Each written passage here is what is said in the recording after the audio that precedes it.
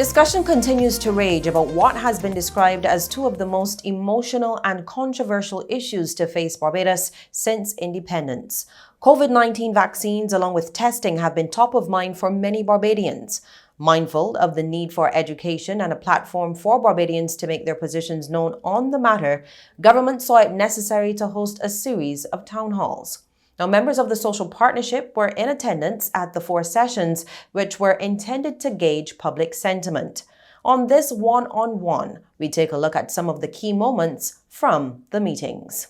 Good evening, I am Lisa Lord and thank you for joining us. The Acting Prime Minister, the Honourable Santia Bradshaw, explained why government, in conjunction with the social partnership, took the decision to host the public fora at this time.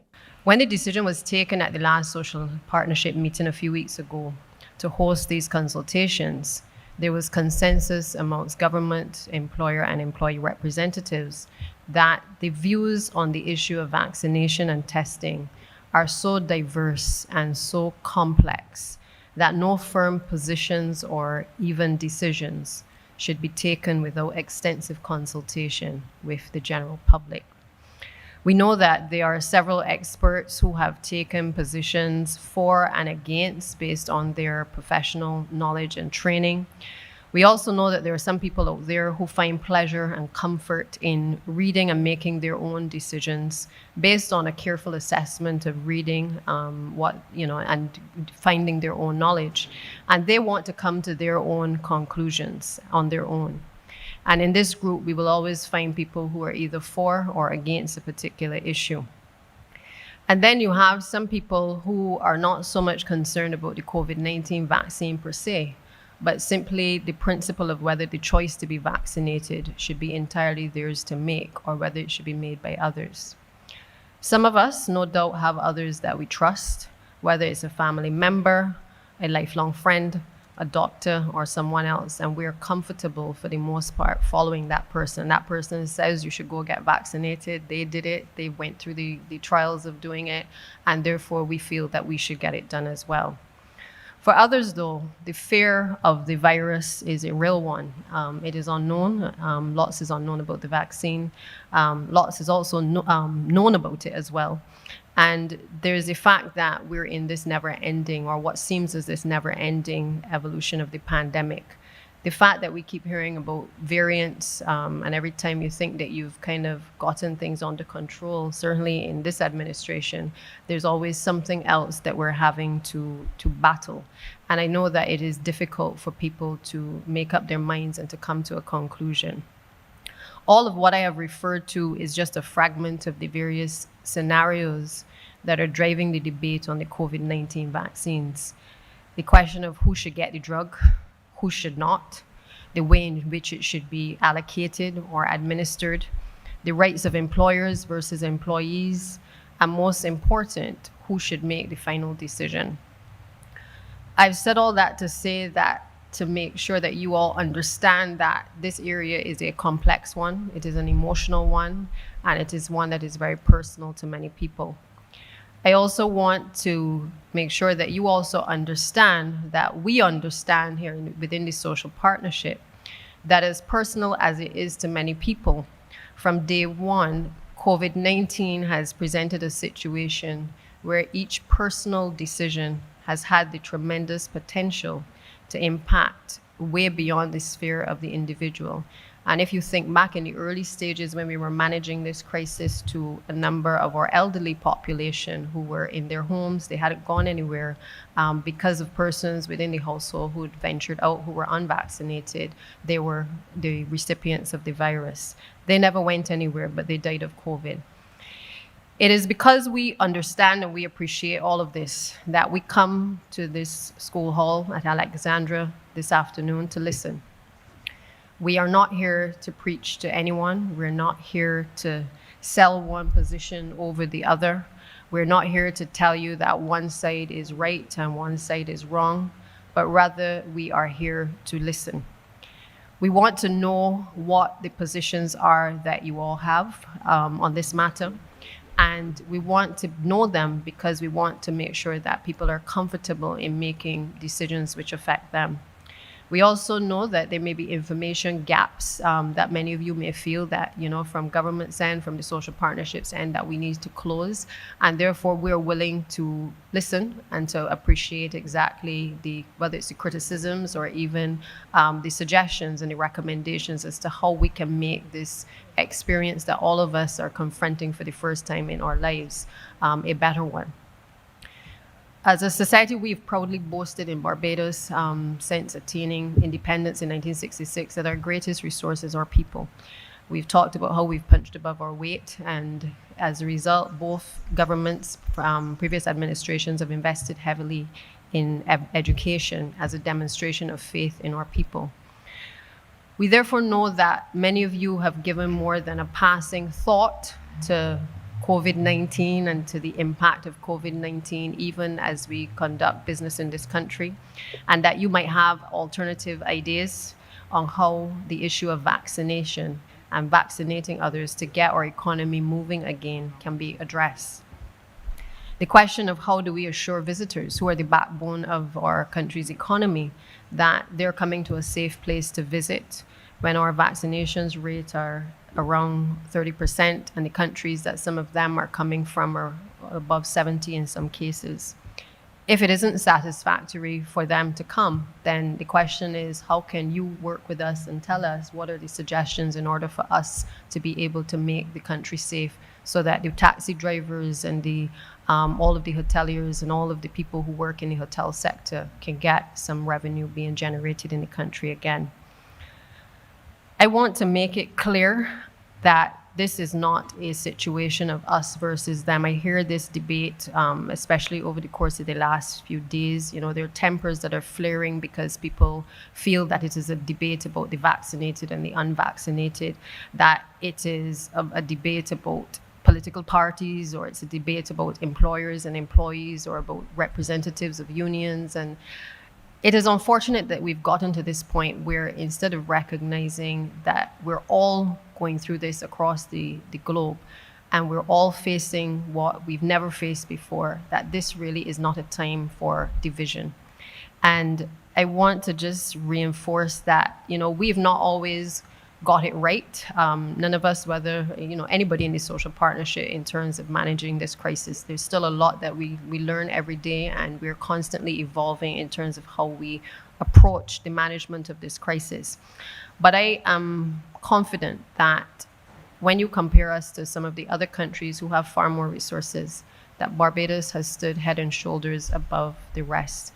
And it has done so because of situations like this, where we're able together to come into a place and to consult and to share ideas and to share views, and to do so in a comfortable format, in a way where we are respectful of each other's views, and that we are prepared to act in the interests of our country. And I pray and hope that long shall that be, that these types of forums are encouraged and respected, and that the views of all persons are able to be shared, but that collectively we're able to find a resolution that is conducive to all Barbadians. And Barbadians answered the call to question the authorities. While face-to-face numbers were restricted as a result of COVID-19 protocols, dozens turned out in person while hundreds joined online. At some points, emotions ran high and persons made sure their voices were heard. Since the long-term side effects of the vaccine are known, I heard Dr. George say that last week. We also heard Dr. Williams say it last week. If the long-term side effects of the vaccine are known, is it wise to give it to people, say, under the age of 50 or even the age of 35, given the fact that in 10 years' time, if persons develop adverse side effects from the vaccine, we would then be in a crisis where we might have short-term gain and long-term pain? The labor movement is in support of the science and what the science of vaccines say and portend for the future. The labor movement is against bullyism, and thankfully, common sense seems to have prevailed. And this and other for now allow us an opportunity to have the kind of engagement that should have come from the start. I am looking at a disgruntled and ungrateful section of Barbados. I would first like to commend the government of Barbados, the Minister of Health, and all the medical doctors, whether on this panel or outside of this panel, that have given their lives, sleepless nights, to protect us on the front line. I work on the front line with your children. And it is hard to come here night after night and hear a pack of concerned citizens try to pull down the government and the medical profession. I'm not anti-vaccine. I've had vaccines coming up as a child, and all of them have immunized me. Whether there were periods within history, human history, as you so said, whereby some vaccines would not have fit their efficacy rate. This serum that you call a vaccine has failed miserably. I want to compare to Gibraltar, which is the most vaccinated country in the world with almost 100% vaccination, and actually now has the highest rate of COVID in the world. Could you explain to me what we in Barbados are calling a vaccine? I am not vaccinated. I will not be taking a COVID-19 vaccine. My children are not vaccinated. My children, 4 of them, over 18 years of age, 28, 23, 21, 19, and 12 years of age. My father went to school here. I went to school here. My 12-year-old is going to school here. I will not be giving permission for her to be taking a COVID-19 vaccine. I will just please ask you to speak on the comments that I made in relation to the inventor of the PCR test, stating that it was not for medical purposes, a manual diagnosis or diagnostics, and that it was ill-advised to treat it as such. Could you please touch on that, please? Because I'm talking about the person that invented the test. You're talking about what you're doing and the specificities of the test. I'm dealing with the foundation, the groundwork. The intention, it was not intended for medical use, for diagnostics. Could you please address that? Thank you very much. Now, several public health officials were on hand to answer many of the questions posed, and the island's lone infectious diseases specialist and head of the isolation facilities, Dr. Corey Ford, was one of them. He was able to explain why PCR tests are indeed trusted for finding out whether someone is positive for COVID-19. I think initially, when most of these tests, there's not only PCR, there are many other tests I can call NATs, etc., which were laboratory-based tests, which were used in universities for other purposes, and often for studies. But when you think about the specific tests for which you speak, this specific test is not only used, interestingly enough, for COVID. This is used for identification of microbacteria. It's used for the identification for the yearly flu, for example. This is how globally for many, many years, people who have influenza, for example, and the different versions or different respiratory viruses, whether it be adenovirus, human metapneumovirus, whether it be any of the other viruses that one could think about, including the coronavirus in itself and not this particular type to which you speak, is being used for many, many years, this particular technique, to identify it in a diagnostic capacity in patients. So around the flu season, when patients come to hospitals all over the globe, and they're trying to figure out why have they had an infection, they will have nasopharyngeal swabs. This is something that's not uncommon. Before even the advent of coronavirus, we send those off to the lab to try to identify, what is really going on. And another great example, which you probably wouldn't even think about too much, but is not only used in terms of nasopharyngeal swabs, but swabs in itself are used by using PCR to identify other organisms. Another classical example might even be chlamydia and gonorrhea, which is totally separate apart from what we're discussing right now. So I do understand your question. I do understand what you're saying in terms of often when there's so many tests I can call right now that people have used in laboratories, that later on, as we learn more how the function of those tests, those particular tests have been used to identify diseases in individuals and now are commonly used. So PCR tests are commonly used throughout the system to identify, like I said before, the different forms of viruses which may cause respiratory illness, especially in November, December, around those areas when obviously the flu, in quotations, is circulating. And in this particular case, it was being used to identify coronavirus. And I think the important point that was made before, because I just following on from that particular statement, is all of these viruses have a unique pattern, and we call them a footprint or fingerprint, just like you have a fingerprint that's unique to you, and they have a fingerprint. So you're able to use that machine to make that fingerprint. But to say a little bit more, I think the public really needs to understand this particular aspect. So when you do a PCR test, and it's nasal, so you can do a nasal or nasopharyngeal, which it goes a bit deeper, and it's uncomfortable. I'm not going to stay here and lie to use an uncomfortable test. However, when you do that test, you collect a piece of material, and I see it was following the online comments. I just want to clarify that. So you get a piece of that, and then it's amplified. So you can go positive quickly, or you can go positive much later. And to make it really, really simple, because I think it ties into what you were asking just now.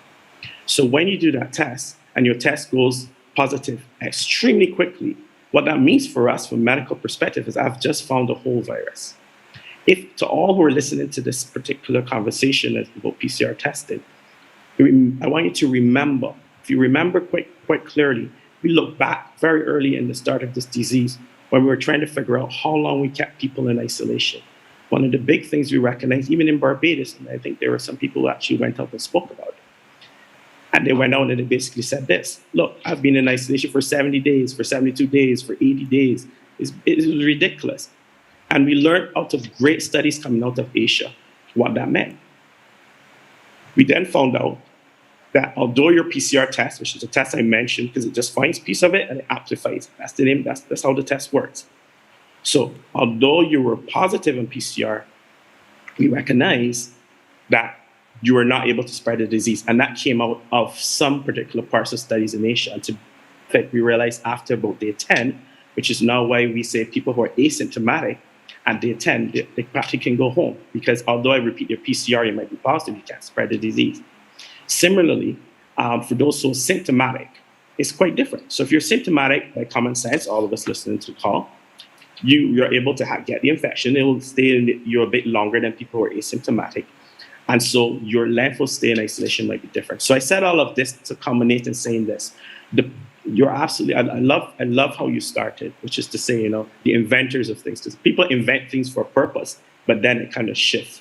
I mean, it's not the only test. I can call a nice few tests that people have started or invented for a purpose in the laboratory, where they're doing scientific evaluation, and then they've gone back to do otherwise. So I think it's a great question. And these are the sort of questions that are welcome. But I think one has to understand it. You may start off with an idea of test for X purposes, but then as time goes on, one learns. And the PCR test is not something that's unique. I mean, I really want to get this across. It's not unique to COVID-19. This is a test that's being used. I mentioned before, mycobacteria, human metapneumovirus, looking for influenza A and B, for example, looking for rhinovirus. They're all coming back to my head now, looking for the adenovirus, right? A whole long list of viruses, but also bacteria, Mycobacterium tuberculosis, Mycobacterium avium intracelluare, Mycobacterium cancersis, all of these other things as well. And it can also be used as another test, a different variation of the test, mind you, to look for other bacteria as well, as I've mentioned before. Senior Medical Officer of Health, Dr. Ingrid Kummerbach, who also made a presentation, looked at the current COVID-19 situation on the island and spoke clearly about how easy it is for things to get out of hand. She also explained the ingredients in the vaccines presently being offered and the need, as she put it, to take the jab. By now, most of you have heard about the 7-day average and certainly the positivity rate. Even though you may not be able to understand the fine details that are used to calculate these two graphs, you can see that something significant happened in January this year, peaked in mid-February, and then started declining again in March and April. We know that this is when the Alpha variant started to circulate in our community, and we had a surge in cases resulting in our highest wave of the pandemic thus far. If you look at the positivity rate at the peak of the graph in February, it reached almost 12%. What did that mean for Barbados, and what were some of the lessons identified? We do not exist in a vacuum, nor in a bubble. We are not exempt. Impacts that are seen around the world from COVID-19 may have a delay or lag time, but expect and prepare for these impacts. Know that the same way that COVID-19 has challenged and in some instances overwhelmed healthcare systems around the world, for example, USA and Italy, our healthcare system has also been challenged and certainly can become overwhelmed. Full lockdown with strict measures in place, negative impacts on mental health, negative impacts on the NCDs and other routine healthcare services, negative impacts on our economy and fiscal health. The 5% threshold for the positivity rate is used as a guide with respect to what measures should be implemented or relaxed, with a higher rate suggesting acceleration of measures and a lower rate the reverse, an easing of measures. Currently, our positivity rate is less than 1%, and at that rate, we have seen an ease in restrictions.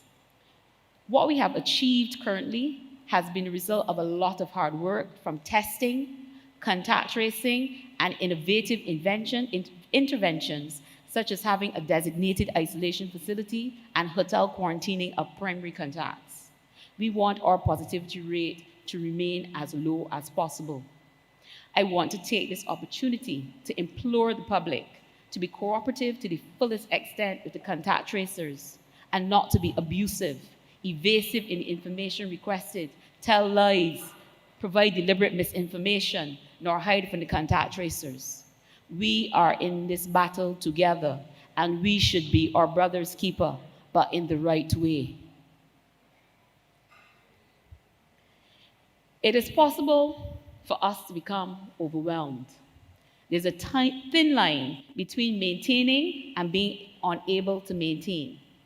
What we saw before was all related to the Alpha variant. We've been told consistently that the Delta variant can cause disease more easily and affect many more people than any other variant identified thus far, including causing infection in some fully vaccinated persons. Conservative projections show that with an outbreak of Delta variant, we would have at least 5 times more cases daily than we saw with the Alpha variant. That is 500 cases daily.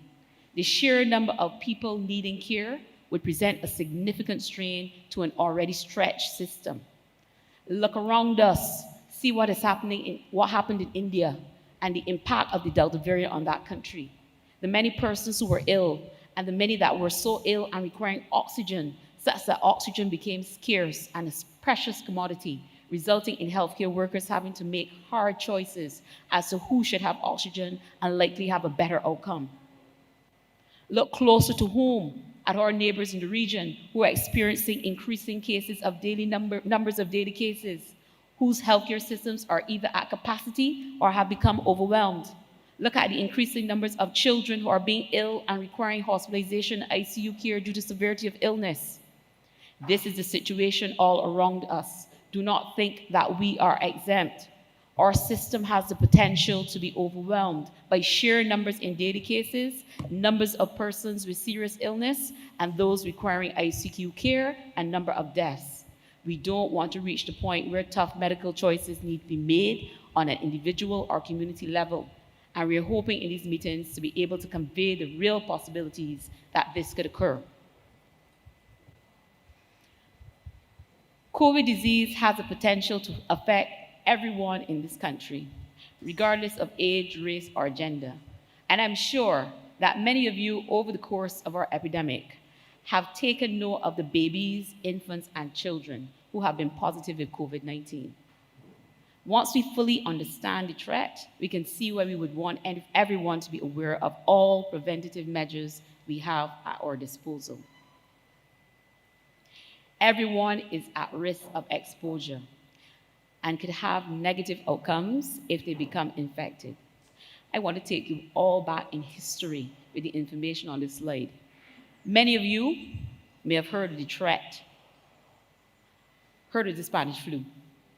Some of us would have experienced SARS. Most of us experienced H1N1, and all of us now are experiencing COVID-19. I put it to you that for H1N1 for sure, all of this information was the same for persons at risk and risk factors. COVID-19 may be a new disease, but it has similarities to other diseases that we have fought in the distant past and more recent past. And there are principles and technologies which are available and on which we can build to fight COVID-19. So what can we do to stay safe? We all know the mantra. We know the program.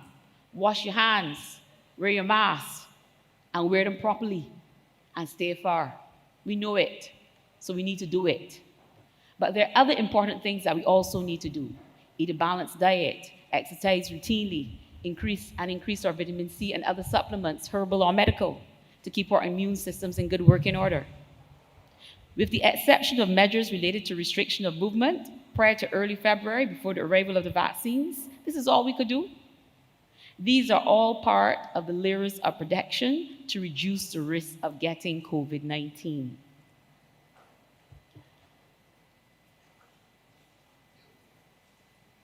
Since February 8th, 2021, we've also been able to add another layer, and that layer is vaccination. This graphic demonstrates a multi-pronged approach to protecting ourselves and others from contracting the disease called COVID. This is the Swiss cheese diagram. That's what I like to call it. As you can see, like Swiss cheese, each layer on its own has holes. But as the graphic clearly demonstrates, the more layers you have or use, the more likely you are to be successful at preventing the spread of infection. We can't get away from that. If we want to do appropriate prevention, we need to put all the layers in place.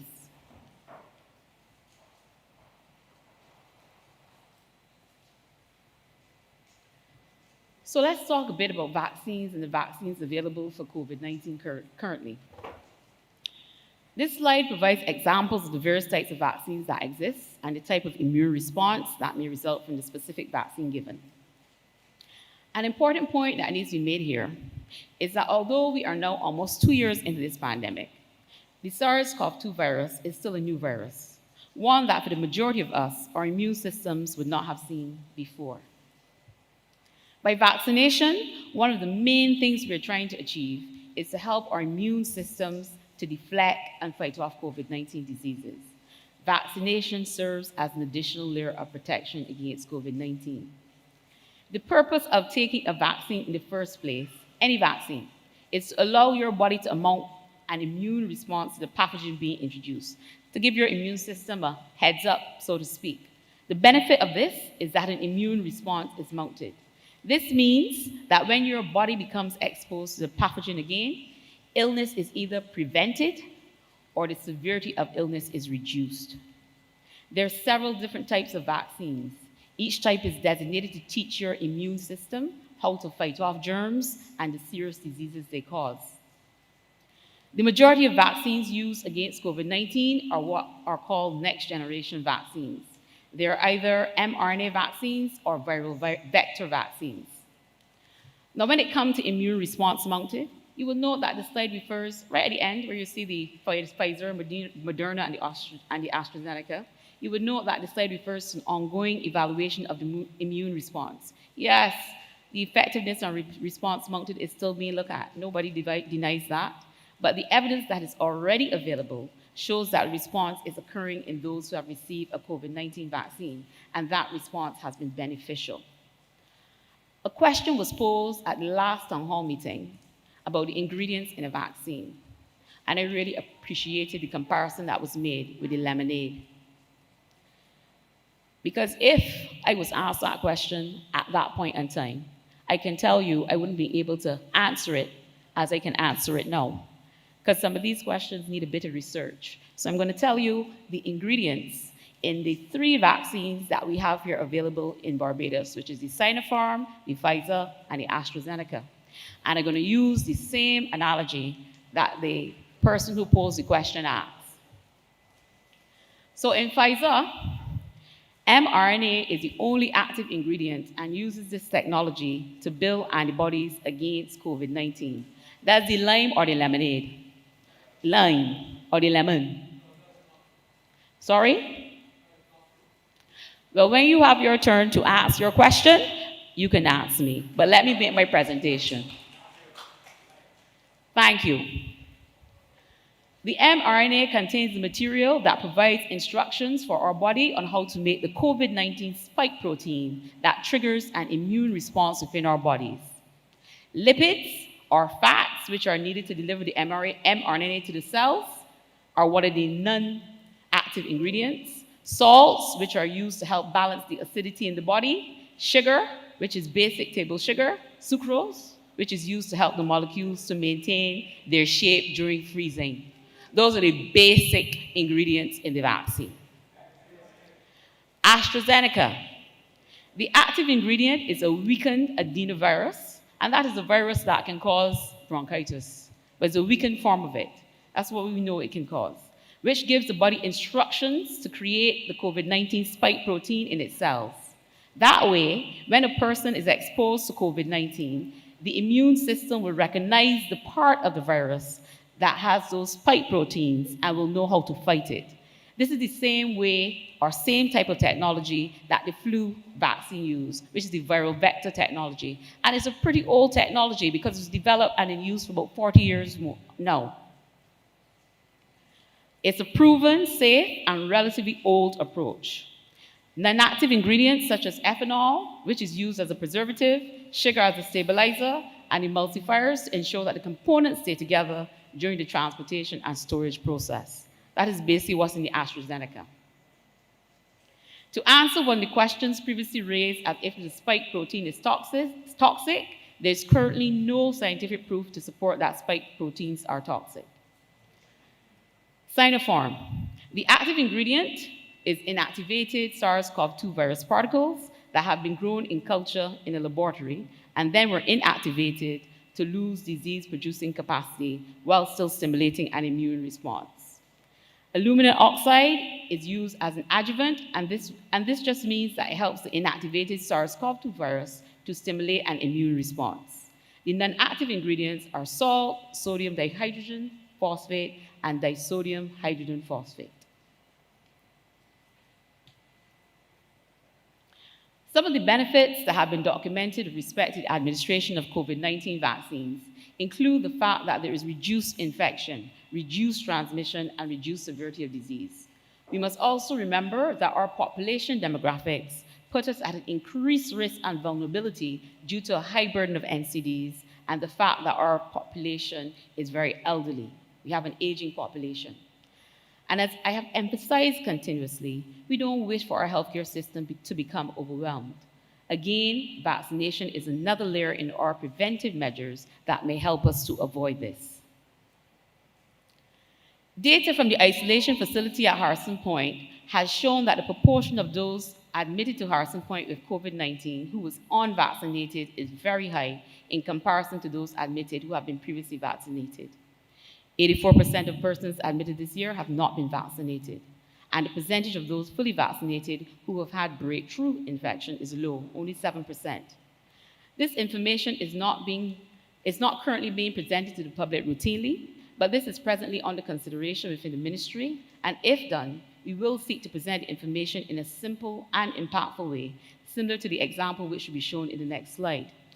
I assure you that the Ministry of Health and Wellness is listening to the concerns, comments, and questions raised by the members of the public, and we are reviewing and seeking to appropriately address the issues and answer your questions. We welcome your feedback because we are in this together.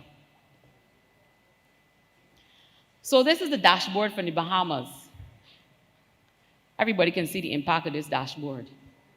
Though our presentation is not as visually impactful as this one, When you compare the information presented from Barbados and from the Bahamas, a very similar pattern is seen, where 97% of persons hospitalized were not vaccinated, 3% were partially vaccinated. It speaks for itself.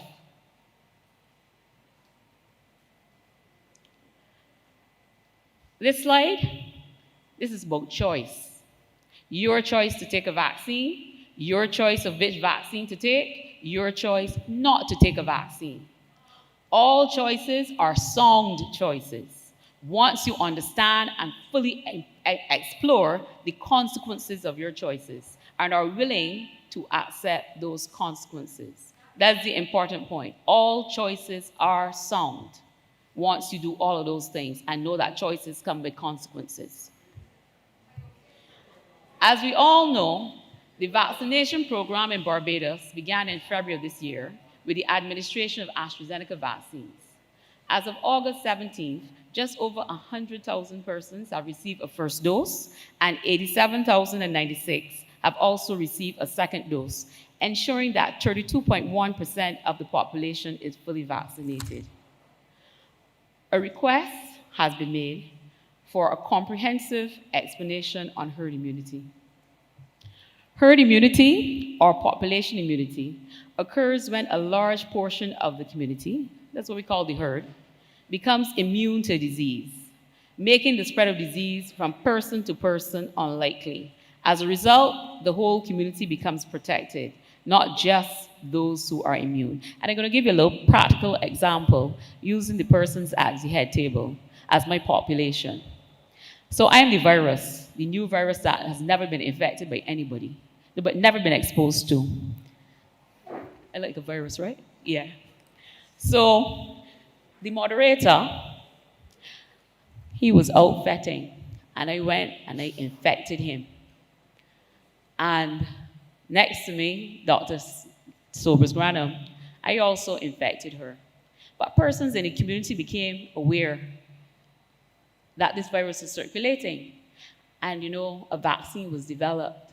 So Minister Abrams and PM decided that they were going to get vaccinated. But Linda and Dr. George, they didn't make up their mind yet about if they're going to get vaccinated or not. But because the moderator and Natasha had infection already, they developed natural immunity.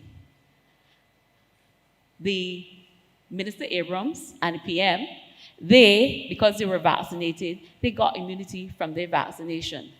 So what happened is that Linda and Dr. George, who are part of that community, have become protected because you have immunity in the population from the ones who have the natural immunity and from the ones who have been vaccinated. Some of you may ask, right? Why is it that we don't let natural immunity run its course? Because when we have diseases like this one, we're seeing that a significant number of persons are being ill and a lot of severe illness and death. That is unconscionable. We can't do that. That is not the first line of defense at all.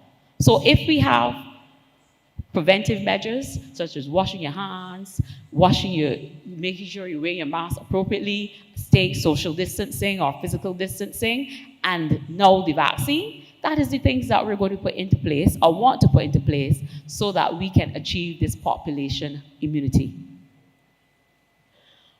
Often a percentage of the population must be capable of getting disease in order for the disease to spread. This is called a threshold proportion. If the proportion of the population that is immune to disease is greater than the threshold, the spread of disease will decline. And what percentage of a community needs to be immune in order to achieve population immunity? It varies from disease to disease. For example, for measles, that's around 94 to 95%. But with COVID-19, the estimates from around the world are around 70% or greater. And that's estimates because we're knowing that we are still learning about this disease. So 70% is what most persons are working with at this point in time or greater. This slide is a reminder that we do have vaccines available so that we can continue and escalate our efforts to increase the percentage of the population that is fully vaccinated. Vaccines have been sourced from various places and through a variety of mechanisms. Most recently, just over 70,000 Pfizer doses arrived last week, and additional arrivals are expected. Your choice, Barbados. Get vaxxed. In summary, COVID-19 continues to present a significant threat to all of us in Barbados. All members of the population have a role to play in taking action against this threat and having the awareness that there's a real possibility that we as a health system, as a country, can become overwhelmed. Protection comes from layers of various measures, such as adequate hand hygiene, appropriate wearing of masks, and physical distancing to help to reduce spread. Vaccination against COVID-19 has an important role to play in reducing the risk of serious negative outcomes, such as serious disease and death, and provides another layer of protection. Another concern that kept raising its head surrounded the speed with which COVID-19 vaccines were developed, as vaccines usually take years to produce and gain approval. Principal of the University of the West Indies Cave Hill campus, Professor Clive Landis, who is also an immunologist, in his presentation, explained how the different vaccines work and why those for COVID-19 were developed so quickly. Vaccines have been around for a long time. By pure coincidence, the outbreak in 2020 was the 1,000th year anniversary of vaccination. It was first developed and described by a Buddhist nun in China. And the theory behind vaccination has always been the same. You take a harmless agent that mimics the harmful disease agent, and it stimulates your immune response and protects you against the real thing. In the case of the nun 1,000 years ago, they would take an old smallpox, one that has kind of dried out and the particles are no longer infectious, and they blew them into the nostril of a healthy person, and those persons would be protected. Now, it wasn't without risk. 1,000 years ago, 1% of persons thus treated actually died. But that was considered to be a good deal because the risk of actually dying from smallpox is 33%, and 100% of people would be completely disfigured. So it's always been about this risk and benefit.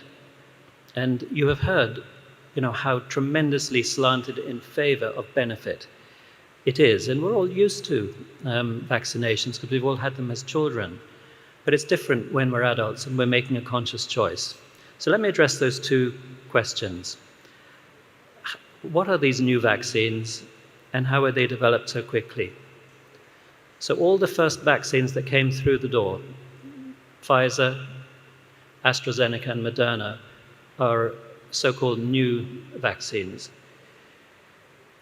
AstraZeneca, it wasn't actually quite as new as you might think. The coronavirus, in recent memory, has jumped 3 times from animals into humans. Once was SARS, 2003 in China. The second was in 2012, called MERS, Middle East Respiratory Syndrome. Now that came from camels into humans. And the team in Oxford, they developed a vaccine against MERS. And they actually published that a few months before this new coronavirus jumped from, we think, bats into humans.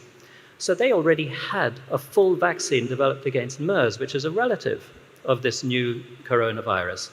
And so all they had to do was slot out and replace the spike glycoprotein from MERS with the spike glycoprotein from SARS-CoV-2. Within 2 weeks, they had put their candidate vaccine into animals and begun the whole process of trials.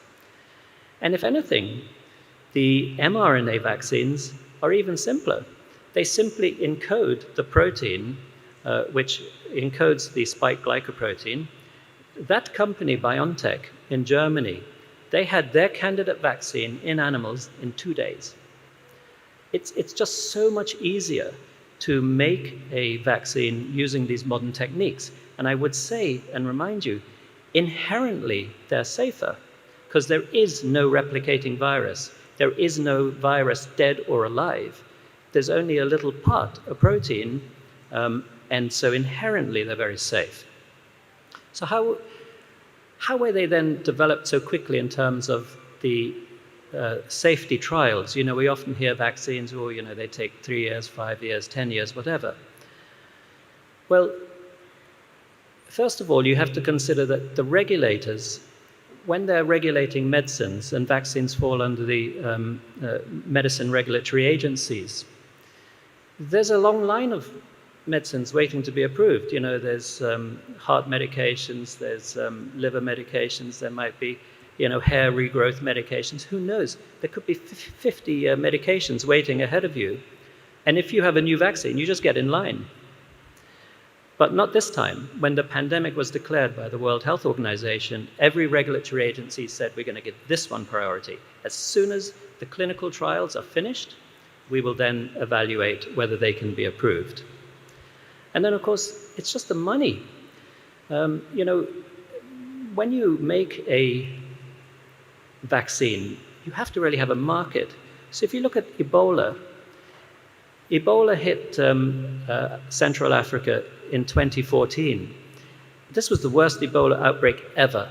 It infected 400,000 people. For a pharmaceutical company that has to spend about $1 billion to go through the safety trials, they're like, it's not worth it. You know, these outbreaks of Ebola are typically 1,000 people, maybe several hundred people. There's nothing in it for us, they said.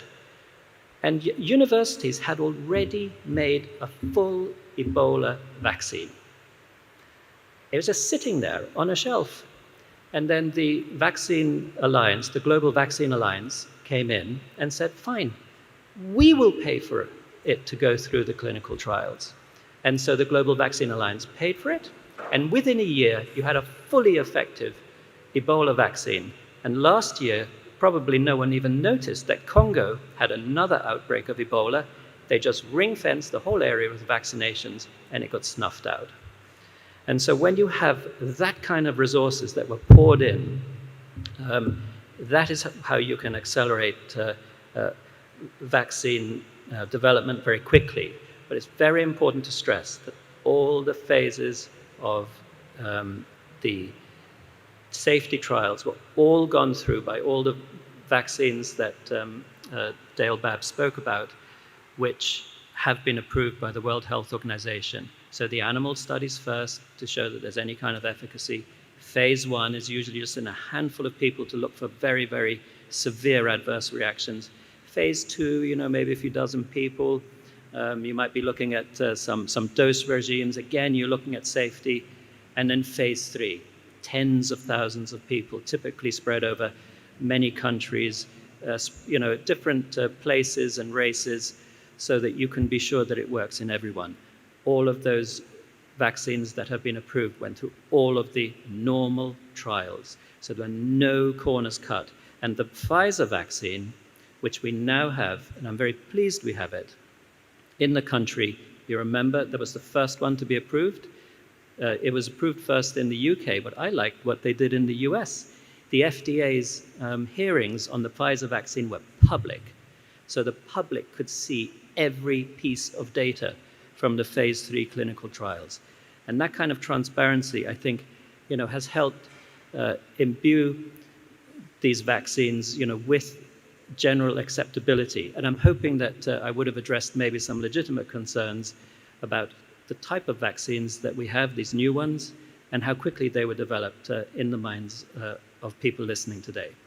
Now, there's no question that COVID-19 has taken a huge toll on the economy of Barbados. It has significantly impacted tourism, which has resulted in thousands in the sector becoming unemployed or underemployed, and this has had ripple effects across all other sectors. The pandemic has also led to everyday restrictions and lockdowns, which hampered businesses, and according to Senior Economic Advisor to the Barbados government, Dr. Kevin Greenidge, the island needs to get back on track, as another shutdown cannot be handled. He says vaccinations would guarantee a start. I just want to offer a perspective as it relates to balancing and what we are really facing. And why these discussions and meetings are so important. And it's important because we need to come up with a solution, and really, really fast. What we're really trying to balance here is the public health of the nation vis-a-vis the economic well-being of the nation. And when I say nation, the nation in every respect is some of the people that adds up, that every citizen of Barbados is a nation. So the public health of every citizen versus the economic well-being of every citizen. And I'm not here to talk about vaccine versus unvaccinated. I'm just saying that we need to find a solution that everybody can work with. Why? Because Barbados is one of those countries of the world where we are a tourism-dependent economy. There are many countries who don't have that level of dependency. We have one of the highest. 40% of our economy, income activity, is tourism. 40% roughly of our employment, direct and indirectly, is tourism. Over 50% of foreign reserves we get from taxi operators that comes from tourism. So when other countries can delay this decision, we can't, because we know any outbreak and pickup in COVID affects tourism and affects the well-being of us.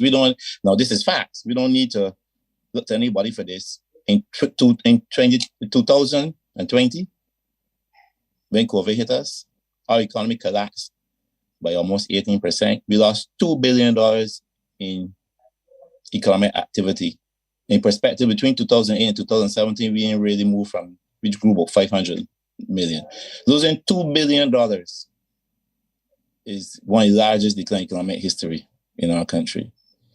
We usually get about 17,000 people working in hotels and restaurants. We have about 4,000 working. Unemployment went through the roof. That's the facts. In December, we had an outbreak. Then we had to lock down in February. And we saw a 20-somebody% decline in economy. Another 500 million in one quarter we lost. And we had a little stability in the second quarter, but because of asphalt, things weren't looking so good.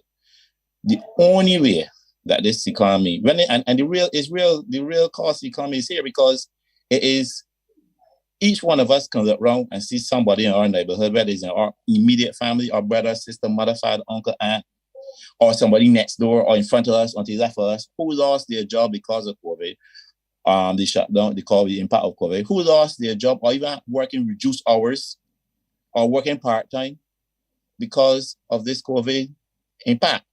Now, collectively, if we don't find a solution that means that we keep the COVID levels down, it means we will not get this economy starting to recover in this year. Everything is poised for recovery right now, by the way, because of the increased commitments that we get, tourism officials working to get increased airlifts, because the other countries, the USA, they got outbreak in Florida. Right now, I'm in Virginia. They got outbreak in Florida, and they ain't feeling nothing in Virginia. But we can't go outbreak in St. Philip and don't feel nothing in St. Michael, because we're too small. But this country, USA, is expected to grow by 5.5% this year, even though Florida got one of the highest outbreaks in the world. We are so small that we don't have that luxury. If we don't get our act in terms of getting another outbreak, we can't manage it. Another shutdown, we can't handle it. We don't have the financial resources. Prior to the COVID, because of the work that being done, we were able to survive COVID in 2020. We were able to provide unemployment and support for the vulnerable and those among us who were affected. We were able to survive, but because of where we are now, we can't afford it again. If our economy was a tank again, all the ratios go through the roof. It all comes down, whether you're vaccinated or unvaccinated, we all have to do what we have to do at the individual level to ensure that we protect ourselves and we protect those around us, so that we do not get another outbreak, so that we can get this country back on track. If you're unvaccinated, you wearing your mask, you're doing your protocols, everybody got to do their part. That's my point. Because what we face is a bigger picture than just whether... The big picture is that we have a lot to lose if we don't get this act together. That's my take on it. With the rollout of the Pfizer vaccine already underway, initial reports indicate that hundreds have already gotten their first dose within the first few days of the rollout. While the Town Hall series concluded last Thursday, the government has pledged to keep Barbadians engaged and informed at every step of the decision-making process as it seeks to protect every citizen against COVID-19. This was One on One. I'm Lisa Lord. Thanks so much for joining.